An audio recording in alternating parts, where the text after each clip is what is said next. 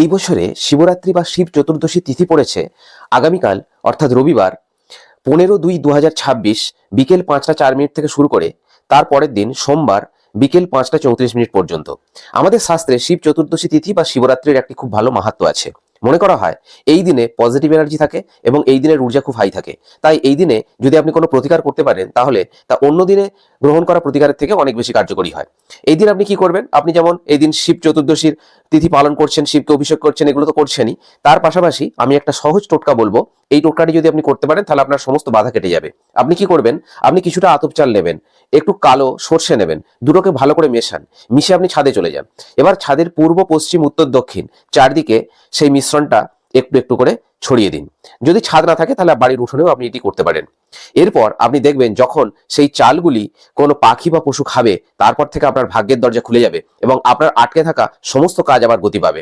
এই কাজটি করে দেখুন, সবাই খুব ভালো উপকার পাবেন। নমস্কার।